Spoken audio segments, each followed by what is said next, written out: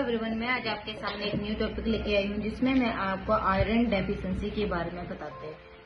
Iron deficiency जो होती है, जब हमारा जो हीमोग्लोबिन है बिलो टू 6 हो जाता है तो उसे हम आयरन डेफिशिएंसी कहते हैं। जो हीमोग्लोबिन होता है उसमें जो आरबीसीज का काउंट होता है वो कम हो जाता है, जिससे हमें अनीमिया हो जाता है। आयरन का जो कमी होती है वो आयरन की डेफिशिएंसी हो जाती है, उसे हम आयरन डेफिशिएंसी कहते हैं। आयरन डेफिशिएंसी होने के क्या क्या कारण हो सकते हैं। फर्स्टली होता है कि अगर कोई फीमेल पेशेंट है या फीमेल है कोई, तो उसको मेंस्ट्रुअल साइकिल जो है, ब्लीडिंग जो है बहुत ज्यादा होती है तो उसकी वजह से हमें अनीमिया हो जाएगा।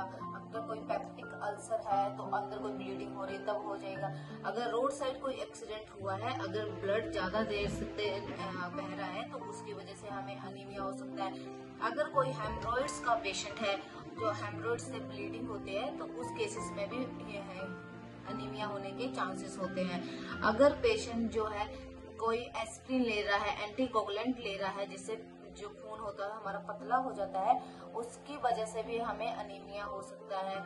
अगर कोई कैंसर वाला पेशेंट है, उसे मोस्टली अनीमिया रहता है, पेशेंट को ब्लड जो है वो कम होता है। अगर कोई डायलिसिस वाला पेशेंट, डायलिसिस पे पेशेंट है, जो किडनी वाले पेशेंट होते हैं जिनका डायलिसिस होता है, उन केसेस में जो है हीमोग्लोबिन कम हो सकता है, अनीमिया हो सकता है पेशेंट।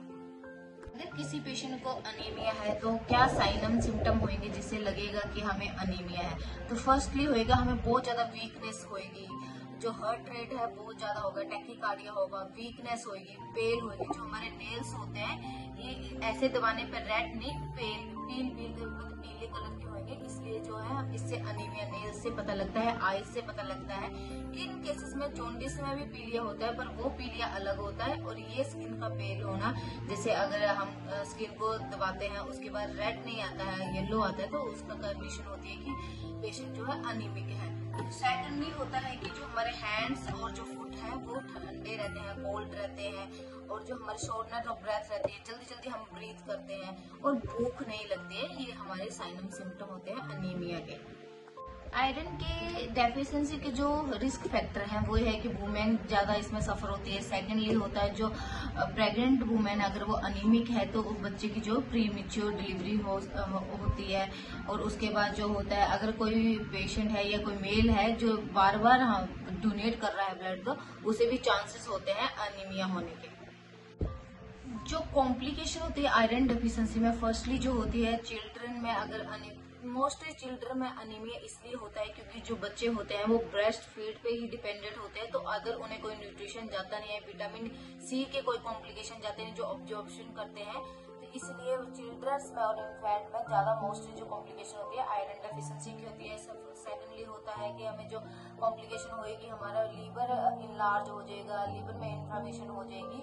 और जो हमारी प्रेग्नेंट वुमेन है, अगर उनका अनीमिक है तो जल्दी बच्चा डिलीवर हो जाएगा। तो ये कॉम्प्लिकेशन होती है अनीमिया डेफिशिएंसी की।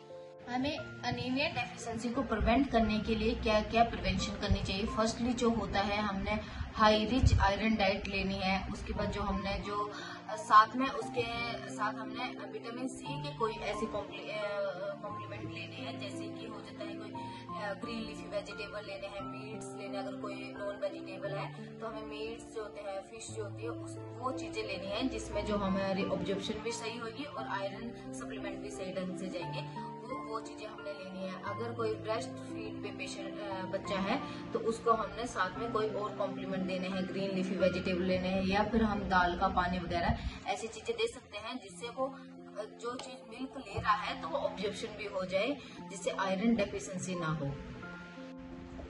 आयरन डेफिशिएंसी का जो मेडिकली ट्रीटमेंट होता है, फर्स्टली ये है कि अगर पेशेंट का 6 हीमोग्लोबिन है, एचबी है, उससे 6 से कम है, तो हमने ट्रांसफ्यूजन ब्लड करना ही करना है, और ये हाई रिस्क अनीमिया होता है। और सेकेंडली जो होता है, हम जो टैबलेट्स पेशेंट को दे सकते हैं, ब्लड ट्रांसफ्यूजन कर सकते हैं, आईवी आयरन की जो इंजेक्शन होते हैं वो गिवन कर सकते हैं। WHO के अकॉर्डिंग, वर्ल्ड हेल्थ ऑर्गेनाइजेशन के अकॉर्डिंग, जो ब्लड की वैल्यू होती है मेल में वो 13 to 70 ग्राम पर DL होती है, और फीमेल में 13 to 15 ग्राम पर DL होती है, और प्रेग्नेंट लेडी में जो होती है वो 11 to 15 ग्राम पर लीटर होती है।